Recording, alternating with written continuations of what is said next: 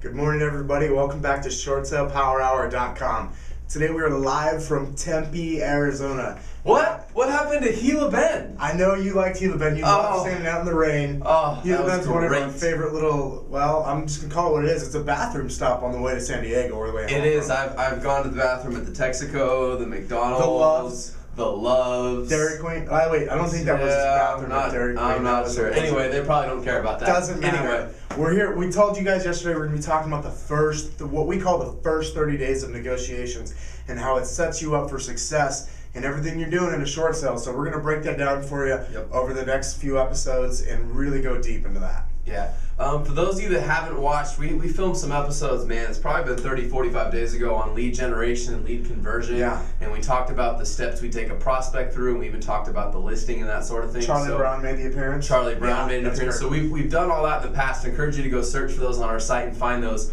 Today we're going to actually talk about you've got a contract and you're ready to send it to the bank and you're ready to negotiate on this particular contract to get short sale approval. What do you do? The first thing that we like to talk about before we even talk about calling the bank is putting the right mindset on. Now I know it's not Mindset Monday, but what kind of mindset does somebody need before they ever get on the phone with the bank, Kevin? Oh, solutions, first of all. Solutions, absolutely. A mindset of solutions, meaning you already know you're gonna run into obstacles.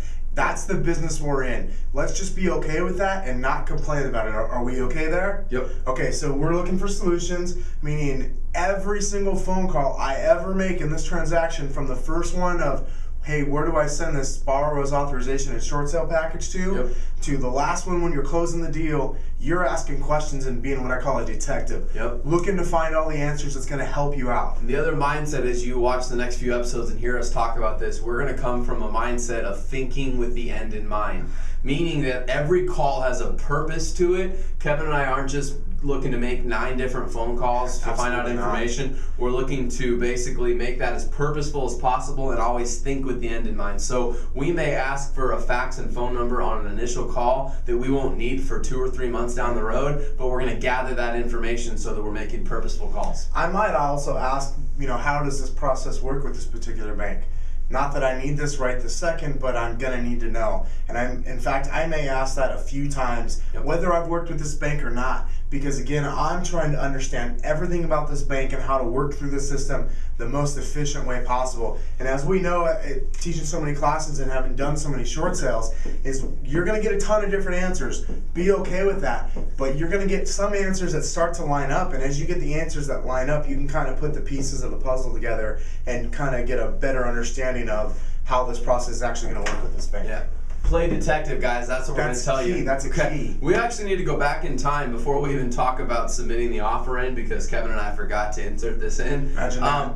What you want to do, the minute you actually have your listing in MLS, so what I call day 0 or day 1, meaning you've gotten all the financial package from the seller and you put the listing in and it's now active in your MLS system, you actually want to go ahead and fax your borrower's authorization over to the bank at that time, okay? So before you even have a contract to send to the bank, where are you going to send that? You're going to make the first well, I don't know. Where would you send that, Kevin? Most banks have what they call a correspondence department. Oh. So you may want to call and ask for the correspondence department. Well, how would I know where to call the bank? Like, where is that number? Where do I find that one? Now, I know we haven't necessarily talked about this on Short Sale Power Hour, but I hope you're getting a copy of the mortgage statement.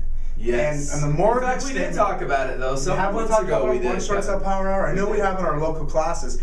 But that way you know the phone number to call to for customer service. You've got the account number, and you can start doing some investigative work up front. Again, we're being a detective on all aspects of this transaction, so part of that's going to be to find out exactly where does that authorization go. Guys, I know it sounds simple, but trust me, send the authorization to the short sale department just once at a company where they don't receive it there, and you'll learn your lesson. Ask me how I know that. Yep. So here's the deal, guys. Listing goes in MLS. You're going to call customer service. You're going to find that number on the mortgage statement, or you're going to Google it online and find it on the internet. Either way, you're going to call. Some customer service rep's going to answer. You're going to say something to the effect of, "I need to fax over an authorization on blah blah blah blah blah account for blah blah blah blah blah borrower with blah blah blah blah blah social security number." Blah blah blah is my favorite client. Don't you love that? So I need to fax this authorization over. I'm going to be doing a short sale with your company, but I know you need my authorization before you can talk to me. where do borrowers' authorizations get sent to? And they're going to give you a fax number. Like Kevin referenced, that's going to be probably some sort of correspondence department, so you may want to use that name as well, okay? You're going to fax that borrower's authorization out. You're going to look at your watch and you're going to time 48 hours, okay? And you're going to call back in 48 hours and you're going to call the same number you just called to see if the borrower's authorization has been received, okay? Now, if it hasn't been received, what some of you out there will do is just say, okay, thanks, I'll send it again or I'll wait. Guys, you got to stop doing that. We're going to talk more about that with the contract in a minute, but ask this new rep, hey, where do I fax my borrower's authorization to? You may find, if you do this long enough, like make 2 phone calls, that you might get a different number from the person. In fact, you may ask 3 times and get 3 different numbers. Yes. Okay, here's the other thing we want to say around borrower's authorizations, guys. When you're making that call, it's also important thinking with the end in mind. Before you get off the phone, you don't just want to know what's the fax number for the borrower's authorization. You also want to ask, what's the phone number and fax number for the short sale department? Did you get that? What's the phone number and fax number? Well, you're not going to need that information today because you don't even have a contract to send to the bank, but why not gather that up front? And every call thereafter, if it takes 2 or 3 or 4 calls to verify the borrower's authorization, ask for the short sale phone and fax number. What you're going to find is you'll be given different numbers, but typically the true number is the one that gets repeated is the majority. So you call 4 or 5 times, you'll probably hear the correct number 3 times and some other wrong numbers 2 times. Yep. That's just how silly the bank really is on the inside. True story, and for those of you bank employees watching, you know it's true. Okay, so tomorrow we're going to focus more on the actual contract, but I hope you guys at least understood there what we're doing with the borrower's authorization. Let me add one more thing before we wrap up, because Fred mentioned calling back in 48 hours to verify the authorizations there. This may sound simple, but if you didn't already catch this yet, guys, if the authorization's not there, don't just wait, because you may hear a response, well, that takes up to 1 week or that takes up to 2 weeks to be imaged into our system. No, it doesn't.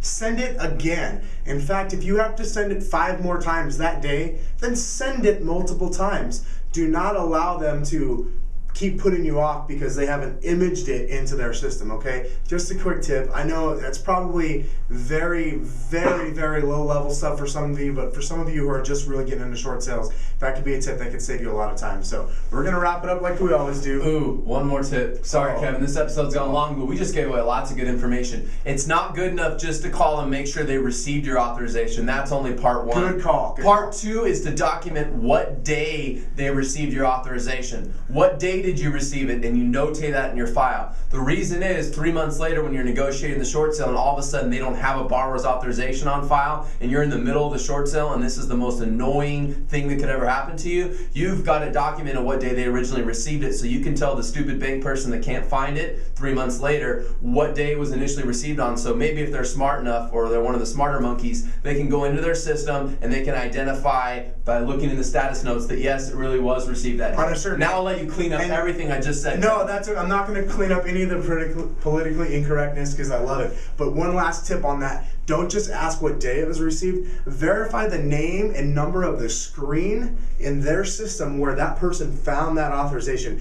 I promise you, you do enough of these, you're going to call somebody, you're going to get in touch with somebody at a bank and they're going to go, we don't have your authorization on file. When you spoke to them 2 days ago and they clearly had your authorization. So verify the date, document it in your system so that way you can reiterate it, and then verify the screen or the location in the system of the bank where that has been documented so that way you don't ever have to worry about these problems. Trust me, you don't want to have to get a homeowner on the phone to conference in with you on a 3-way to make sure you can talk. So here's the deal, guys. We're going to wrap it up just like we always do. You know the chant, you know the cheer, you all love it. Sal Carter, I know you're talking about it, but I think you really do like it. So we're going to do it together. Okay, everybody with me? 1, 2, 3. Short sale power hour. Short sale power hour. Crush it.